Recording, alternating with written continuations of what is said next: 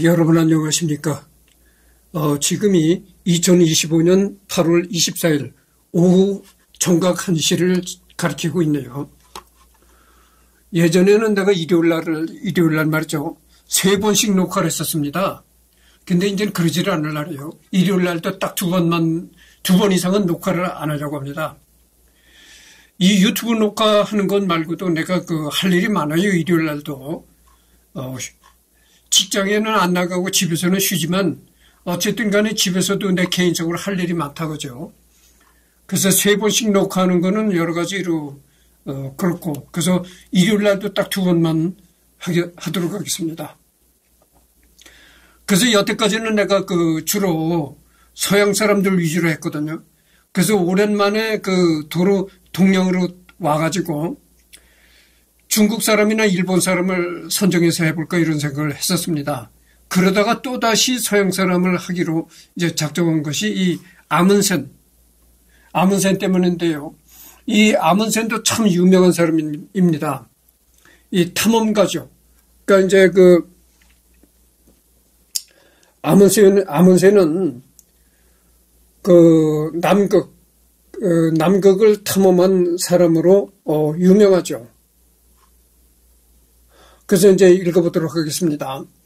이 아문센리가 미 합중국 의회 명예황금 훈장을 받았다는 거죠.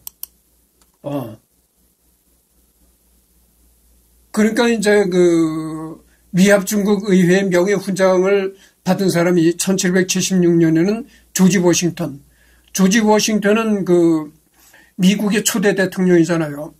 그 다음에 1777년 소장 호레이쇼 게이츠. 이거는 일본 사람인 모양이죠. 아니네, 일본 사람이 아니고, 이 사람도 서양 사람입니다. 그 다음에 1779년 소장 앤서니 웨인, 그 다음에 사령관 헨리 리 3세, 1781년에는 준장 데니얼 모건, 이렇게 나옵니다.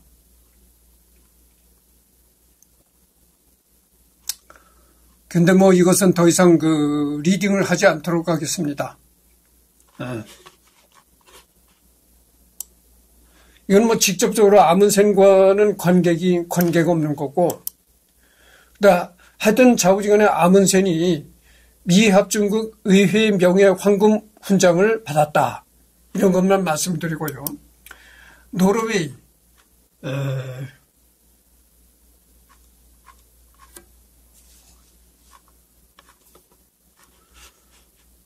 이것도 넘어가도록 하겠습니다. 1928년 미 합중국 의회 명예황금 훈장 수상자 로얄 아문센 이렇게 나왔습니다. 이게 이제 아문센의 모습이죠. 이 아문센의 모습이 이때도 상당히 늙었을 때 모습이네요. 얼굴에 이렇게 주름살이 있고 이런데 나이가 들어 보입니다.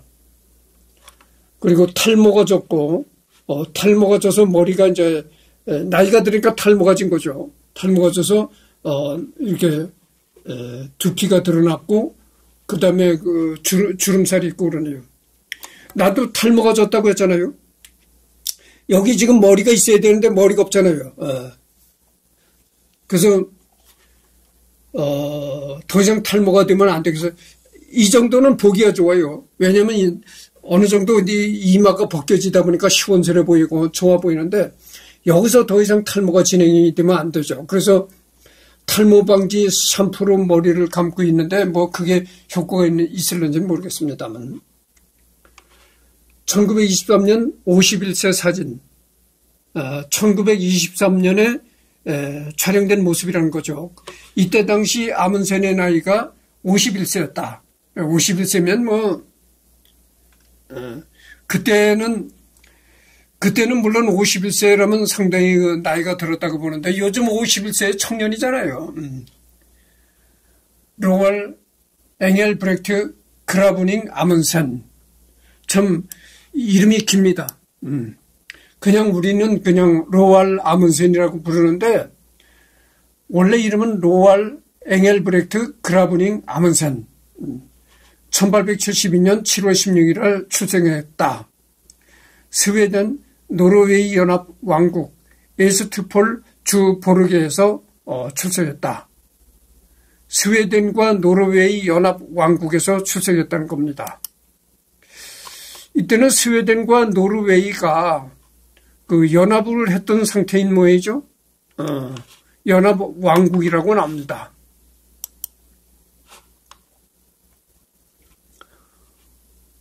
실종은 이제 1928년 6월 18일 날 실종이 됐죠. 아문세니가 남극 탐험을 하다가 실종이 된 것으로 내가 알고 있어요. 남극이라면 얼마나 극한의 추위가 몰아치는 곳입니까? 그래서 남극을 탐험하다가 그때 실종된 것으로 내가 알고 있는데, 당시 55세였다. 실종될 당시 나이가 55세였다. 그러니까 여러분들 지금이 2025년도잖아요. 3년 부족한, 그러니까 3년이 부족한 100년이라는 세월이 흘렀는데, 이제는 사망했다고 봐야죠. 바렌츠해에서 사망했다. 바렌츠해.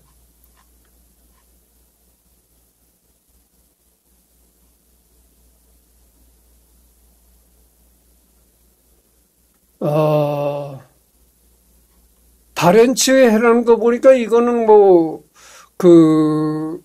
남극이 아니고, 남극을 탐험하다가 사망한 것이 아니고 북극을 탐험하다가 사망한 것으로 이렇게 생각이 듭니다. 하여튼 읽어보면 나오겠죠.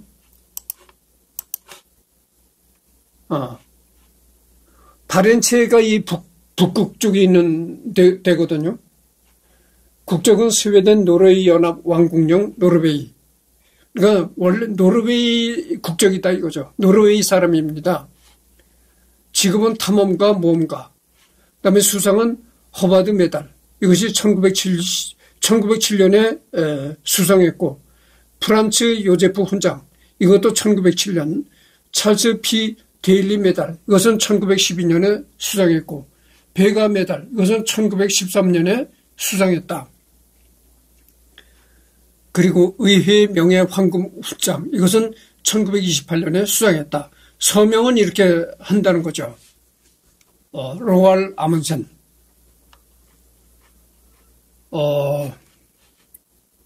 개요. 노르웨이 탐험가. 지구의 두 극점을 모두 최초로 정복한 사람이다. 인류 최초로 북서 항로를 개척하고 최초로 남극점에 도달했으며 최초로 북극점 상공 비행에 성공했다. 그러니까 이 북극과 남극 두 지점을 다 이제 정복했다고 하죠. 그러니까 최고 북단, 그다음에 최고 남단 이렇게 이제 두 극지점을 정복했다. 다만 중년층 이상은 아직도 아문센이 남극점 최초 도달로만 기억하는 사람이 많다. 이전 세대는 로버트 피어리가 북극점에 최초로 도달했다고 알려진 시절에 정보를 접했기 때문이다. 정확히는 확실하게 북극점에 도달한 것으로 최초로 기록된 사람이다. 왜냐하면 북극의 원주민이 이미 북극점을 경유했을 가능성이 있기 때문이다.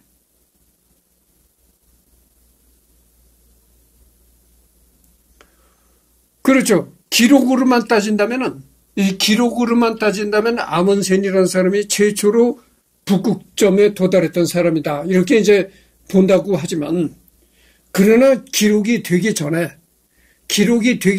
그 추운 지방에서 살았던 원주민이 아문센, 기록에는 없지만, 아문센이 북극점에 도달하기 전에 그 주변에 살았던 그 원주민이 북극점을 아마 지나치지 않았을까 이렇게 생각한다고죠. 하여튼 기록에는 그 아문센이 최초로 기록이 되어 있다고죠.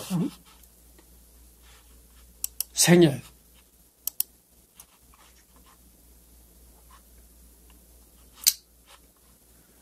조상 1668년 닐스 미켈센은 부유한 지주의 딸과 결혼했다. 그는 농부였지만 부업으로 어부일을 하다가 이사였다.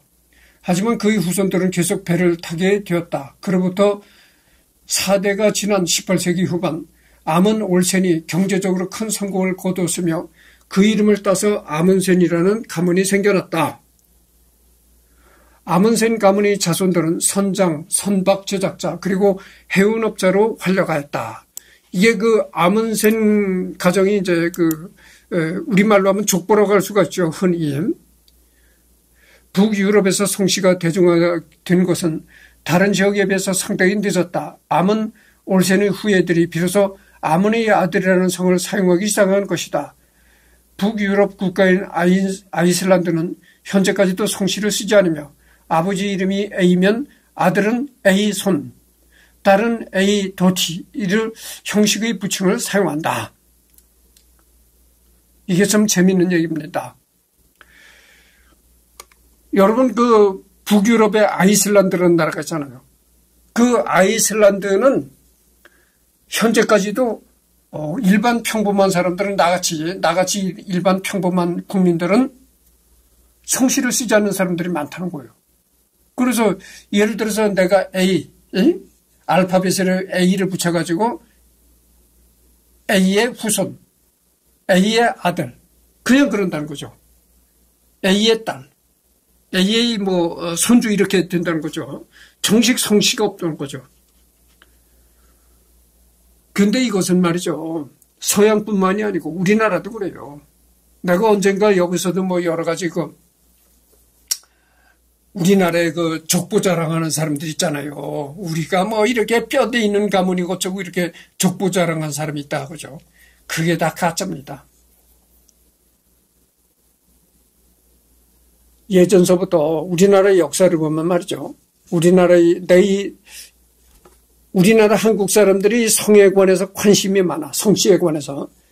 그래서 성에 관한 역사를 내가 이렇게 들춰본 적이 있는데 우리나라 성씨가 나같이 이렇게 평범한 사람도 성을 갖게 된 게 불과 몇 년 안 됐어요. 조선 말기서부터 이렇게 평범한 사람도 성을 갖게 됐다 이거죠. 그러니까 조선 말에 하면 어떻게 됩니까? 대한제국에서 일제강점기로 넘어가는 그 지점 돼서야 평범한 사람들도 성을 갖게 됐다 이겁니다. 그 전에는 나같이 평범한 사람들은 성이 없어. 그냥 개똥이, 새똥이, 작은 아이, 큰 아이 이렇게 불렀다고죠. 그러니까 그 사람의 신체 특성, 그 사람의 버릇 이런 걸로 이름을 대신했다고죠. 그래서 예를 들어서 내가 여기서 흔히 이런 버릇이 있다. 볼을 주무르는 버릇이 있다면 볼 주무르는 어른 보고 애라고 하긴 그러고 볼 주무르는 사람 이런 식으로 이름이 없으니까. 그래서 여러분들 말이죠. 우리 평범한 사람이 성을 갖게 된 게 불과 몇 년 안 됐다는 걸 내가 얘기를 해볼게요. 그 전에 시골에서 내가 어렸을 때 자라날 때 시골에 보면은 내가 어렸을 때 커날 때 시골 나이 많은 어르신들이 있었어요. 근데 나이 많은 여자 어르신들을 보면 갓난애란 이름을 가진 여자 어르신들이, 여자 할머니들이 있었어요. 그게 뭐냐면은 딸을 낳으면 이름을 지어주질 않는 거야. 장명을 안 시키고 그냥 갓난아이 이렇게 부르다가 이름이 그냥 갓난애로 돼버리고 그렇게 되는 거예요. 그러니까 개똥이 이렇게 부르다가 진짜 이름이 개똥이가 돼버리고 이렇게 된다는 얘기죠. 근데 이게 서양에서도 이렇단 얘기죠. 그러니까 여러분들 고려시대 때나 이런 데 보면은 왕건이니 조선을 건국한 이성계니 이름 있잖아요. 그거는 왕족이나 왕족에 준하는 귀족들만 그렇게 성씨가 있었다 그거예요. 귀족들만 성씨가 있었다. 그 이외에는 성씨가 없었던 거예요. 이 나같이 평범한 백성은 다 성씨가 없어. 그러니까 우리 역사에 이름을 가진 사람들이 많잖아요. 이성계, 정도전이, 이성계 참모였던 정도전이, 그 다음에 왕건이가 고려를 개국하고 쭉 이렇게 나오잖아요. 그게 왕족이라요. 왕족. 왕족이나 왕족에 준하는, 그러니까 왕족에 버금가는 귀족들이나 제대로 된 성씨가 있었지, 일반 백성들은 다 성씨가 없어. 그런 겁니다. 여러분, 지금도 뉴스를 보십시오. 지금도 뉴스를 보면은, 정부에서 고위 관직을 지냈던 사람들 어디 모임이 이렇게 뉴스 시간에 나올 때 보면, 그 더운 여름에도 넥타이 매고, 양복 입고 나오잖아요. 찌는 듯한 여름에도. 그러나 우리 같이 평범한 사람은 어디 그럽니까? 내가 이게 맨살에 런닝샷도 런닝구도 안 받쳐 입었어. 그냥 맨살에 이걸 입은, 티 하나 입은 겁니다. 그렇게 살잖아요. 그 똑같은 거예요.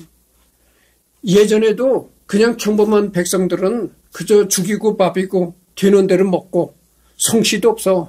갓난아이 개똥아 이렇게 부르고 이랬단 말이죠. 그냥 진창에 널브러지는 대로 세상 돌아가는 대로 이렇게 무지랭이로 이렇게 살고다가 다들 세상을 떠나고 그랬다 그죠. 90%가 그랬다 그죠. 90%가 성과 이름이 없었다.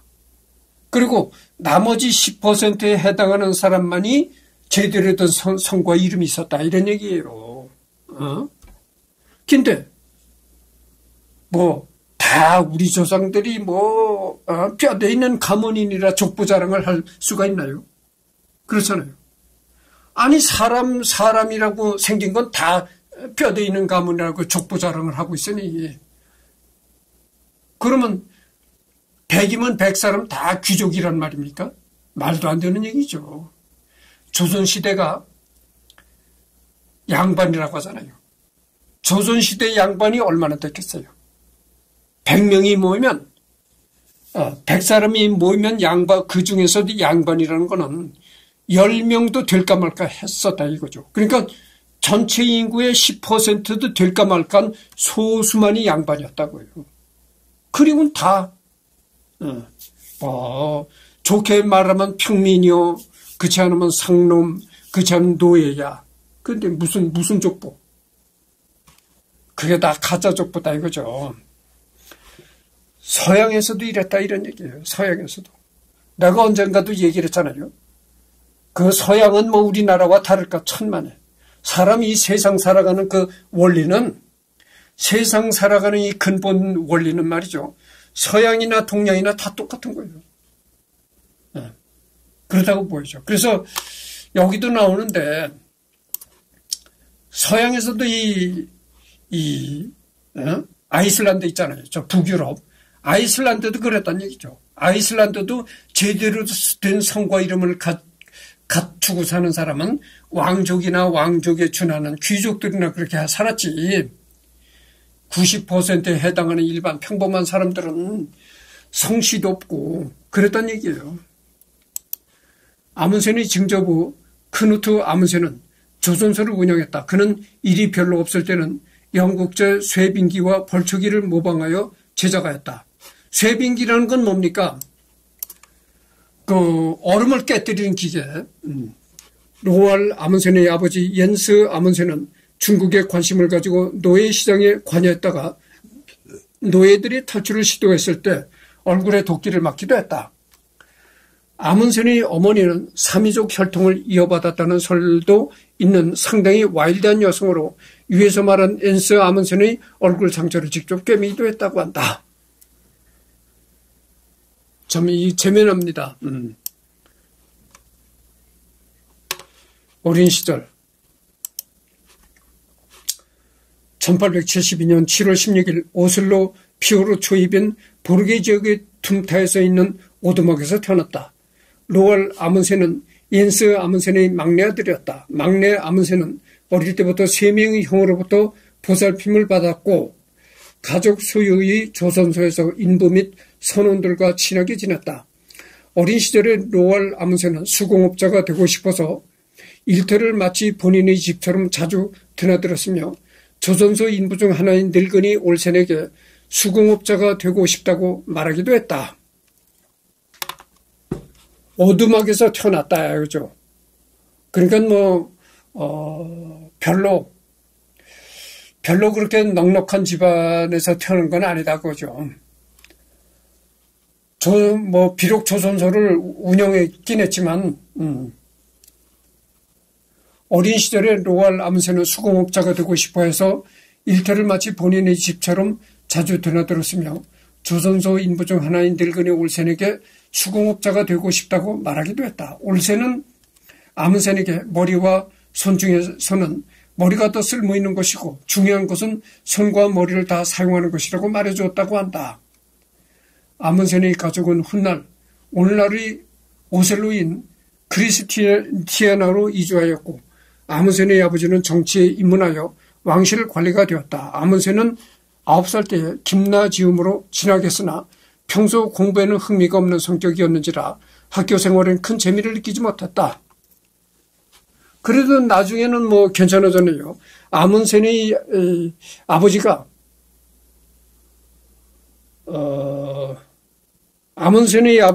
그 정치에 관심을 가져가지고 왕실의 관리가 되었다. 그러니까 왕이 있는 그런 왕실의 관리가 한 그 공적인 직책을 얻었으니까 지금으로 말하면 이제 고위 공무원이죠. 그러니까 괜찮았네요. 14살 때 1886년 영국과 노르웨이 사이 바다를 항해하던 부친이 숨졌다. 로알의 형들은 집을 떠나 독립하여 각각 상인과 선원으로 일을 하였고 로알은 모친과 단둘이 지냈다. 1887년 영국 해군 존 프랭클린 경의 탐험보고를 손에 넣고 탐험가의 꿈을 키우기 시작했다. 프랭클린 제독은 캐나다의 빙의 연안을 연구했고 세 번째 북서 항로 횡단을 시도하다가 사망한 인물이다. 아문센은 그의 기록을 보고 참 요상도 하지 그와 그의 대원들이 참아내야만 했던 고통을 묘사해 놓은 부분이 바로 그 부분이 나를 사로잡아 버리다니라고 회상했다. 프랭클린 제독의 일대기는 15살 소년 아문센을 사로잡았으며 그의 일대기를 읽었을 때 내가 느낀 열광적인 흥분은 나의 생애에 말할 수 없이 커다란 영향을 미쳤다고 언급했다. 하지만 제독에 대한 존경심은 그리 오래가지 못했는데 그의 계획에 부족함이 많다는 것을 알게 되었기 때문이다. 지금 23분을 경과했습니다. 1889년에 그린란드를 탐험하고 돌아온 노르웨이 탐험가 프리드쇼프 난센이 귀향하는 것을 보았다. 아문센은 평생 동안 난센을 자신의 롤 모델로 삼았다. 1890년에는 고등학교를 졸업했고 오슬로에서 의학 공부를 시작했다.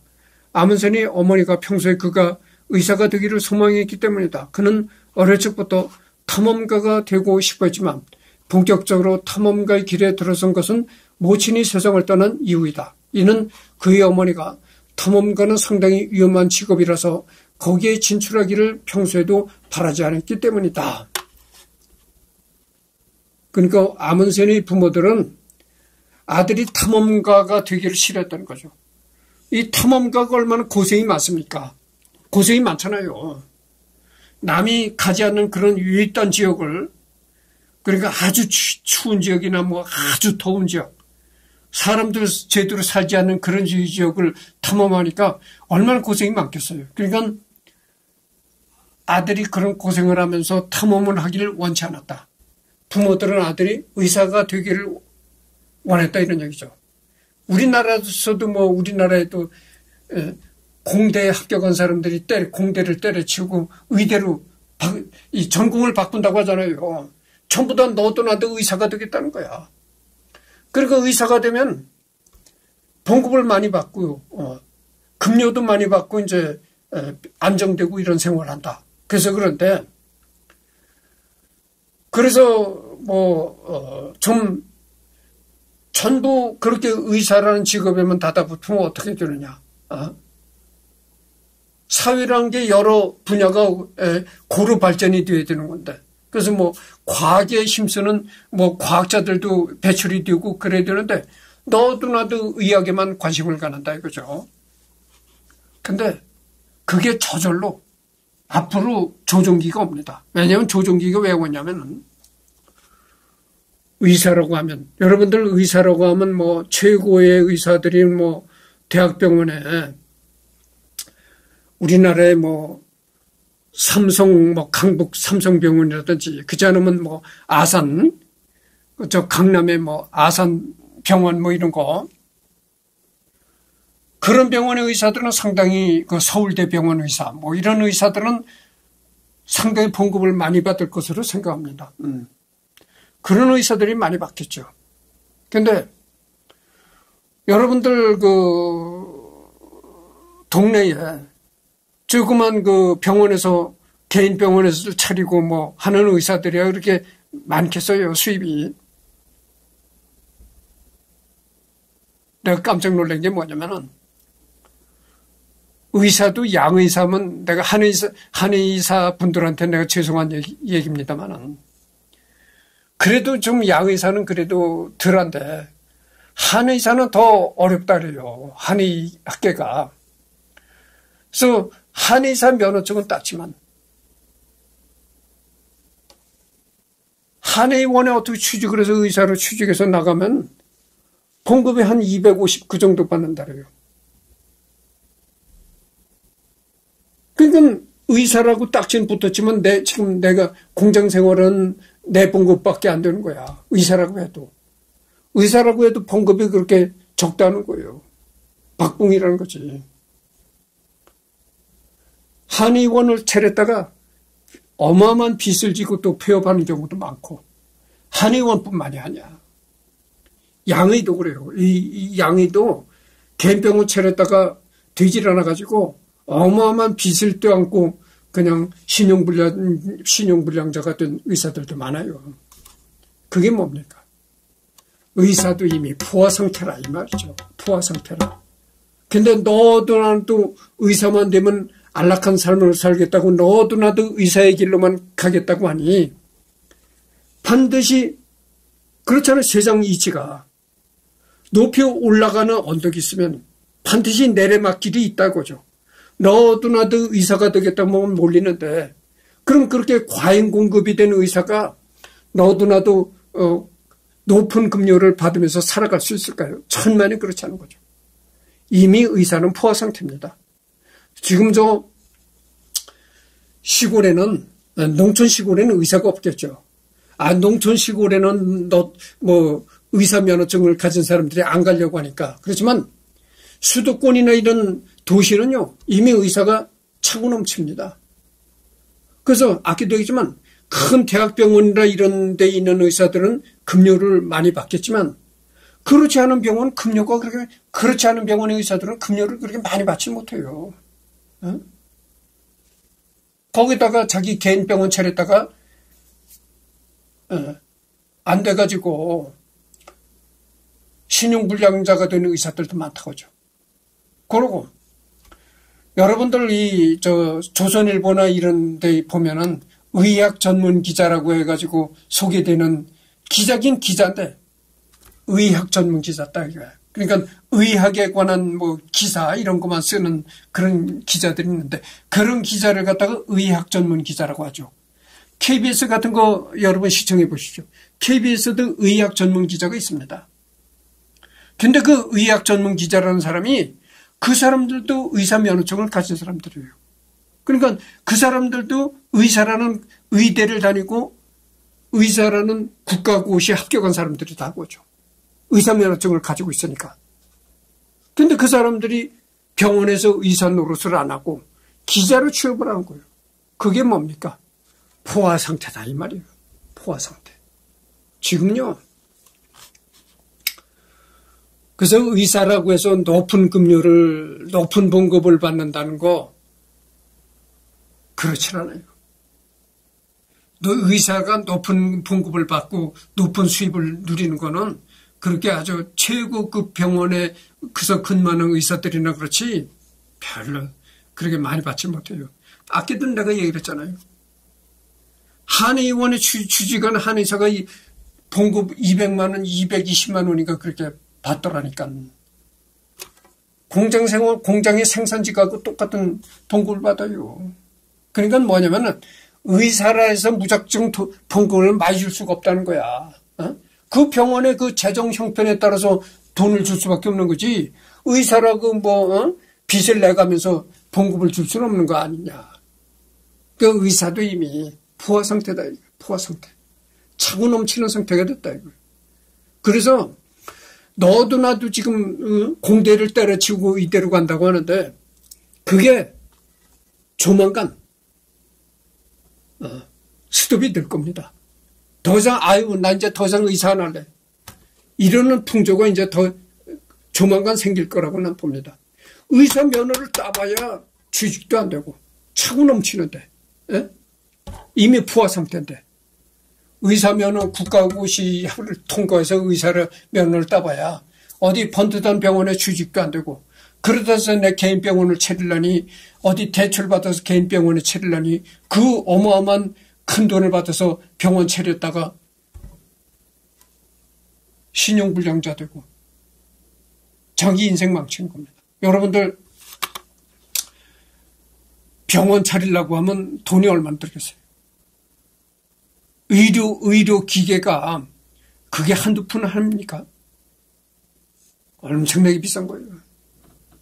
그러니까 보통 직장 생활하는 사람이 신용불량자가 되는 거하고 자기 개인 병원 차렸다가 신용불량자 되는 거하고는 차원이 다른 겁니다. 자기 개인 병원 차렸다가 신용불량자가 되면요. 아무리 못해도 최소 몇십억 단위가 올라오는 거예요. 빚이. 응? 조금 그래도 괜찮게 병원 규모를 차렸다가 신용불량자가 됐다면 몇백억, 몇천억이 올라가는 거예요. 여러분들 그 몇천억의 빚을 지면은 이자만 해도 얼마입니까? 감당이 안 되는 거예요. 시시하게 벌어가지고는 정말 감당이 안 되는 거예요. 그러니까 여러분들 지금 저렇게 너도 나도 공대 때려치우고 못 때려치우고 의대로만 몰리지 그게 조만간 조정이 됩니다. 그러니까 아문센의 부모도 그랬다는 거예요. 아문센의 부모도 자기 아들이 안정되고 이제 편안히 살아가도록 의사 되기를 원했다 겁니다. 내가 어렸을 때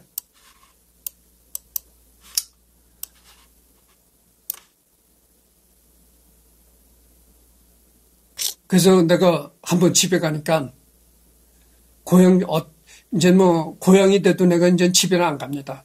왜 안 가냐면은 내 개인적인 얘기, 아문센 얘기하다 내 개인적인 얘기가 길어지는데 나도 이제 나이가 들었잖아요. 그래서 부모들도 양친 부모들도 다 세상에 없고 다 돌아가시고 우리 형제가 있는데 여러분들 형제가 있어도요. 나이가 어려서 같이 커날 때는 형제가 중요한데 형제도 다 가정을 갖고 이렇게 살다 보면요. 멀어져요. 그래서 내 고향 집에 가면은 내가 이렇게 젊어 보이잖아요. 손주까지 봤어요. 조카. 조카 손주까지 내가 봤다. 그게 왜 손주냐? 생각해보세요. 우리 형의 아들이 장가를 가서 아들을 낳았다. 손주잖아요. 손주까지 본 사람이야, 내가. 근데 내가 여태 이제 장가도 안 가고 이렇게 혼자 살으니까 어쩌다가 내가 이제는 고향에도 안 간다고 했잖아요. 예전에 고향을 갈 때 이렇게 보면 나보고 할아버지라고 안 그래. 절대. 그러니까 장가도 안 간 사람을 할아버지 부르지 마라. 이렇게 되는 거야. 장가도 안 간 사람인데 언제나 청년이다 이렇게 불러줘야지. 장가도 안 간 사람을 할아버지 부르지 마라. 그래서 그렇게 교육을 시켰는지 이 어린 손주들이 그런 나도 그 애들을 보고 손주라고 안 해. 손주라고 하면 할아버지가 되잖아 내가. 그러니까 그냥 얘 아무개는 이름이나 부르고 그런 거야. 근데 이제 나도 나이가 들어서 이제 고향에 안 갑니다. 고향에 안 가는데 우리 하여튼 더 이상 얘기는 안 하겠습니다. 고향에 가니까 조금 더 내 의사 얘기가 나왔으니까 하는 얘기인데, 우리 고향에 가니까 그래. 야, 아무개는 병원에 의사가 됐다 그러더라. 그래서 병원에 취직했다 그러더라. 그래. 근데 2년째 의대를 나와가지고 병원에 의사로 취직했다 그러더라. 이렇게 말을 나보고 하는 거야. 그래서 내가 그랬어요. 의사가 아니다. 2년을 공부해가지고 의사가 어떻게 될 수가 있느냐. 하얀 가운이 입었다고 다 의사가 아니고, 여러분들 병원에 가봐도 의사 말고도 남자들이 많잖아요. 총무과에서 이렇게 사무 보는 사람, 그 다음에 남자 간호사, 그 다음에 방사선 기사, 임상병리사, 기사, 이런 남자들이 많다고죠. 병원에서 하얀 가운 입고 돌아다닌다고 다 의사가 아니잖아요. 그런 식이야. 의사는 아니고 병원에 취직해서 이제 다니는데, 그래서 내가 그랬어요. 의사가 되려면은 의대는 6년입니다. 6년.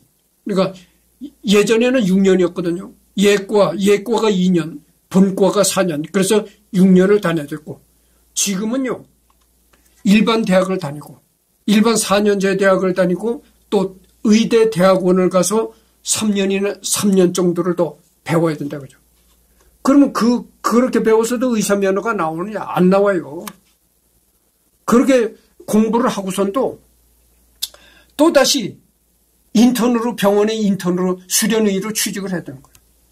거기서 병원의 수련의로 취직을 하면 그 병원에서 정식 의사 밑에서 3년이고 4년이고 실습을 해야 되는 겁니다. 실습을 해가지고 의사 국가고시에 합격을 해야 의사가 된다. 네? 그러니까 내가 그랬어요. 뭐라고 했냐면은, 이제 자꾸 시간이 가는데, 그래도 들어보시오. 이게 아문센 데이터가 얼마 안 돼요. 그래서 오래 갈 게 없습니다. 그래서 내가 이제 개인적인 얘기를 많이 하는데, 그래서 내가 그랬습니다. 우리 집안엔 의사 될 사람이 없다. 내가 왜 그런 말을 했냐면은, 농촌에서 살아도 땅을 많이 가진 지주라든가 이런 사람은 자식을 의학 공부를 시킬 수가 있어요. 그렇잖아요. 땅 한 귀퉁이 팔으면 충분히 공부를 시킬 수 있는데. 그러니까 농촌에 살아도 땅을 많이 소유한 지주일 경우에는 의학 공부를 시키지만, 남의 소작농을 하는 사람은 절대 자식을 의학 공부를 못 시킨다. 내가 이런 얘기를 했습니다.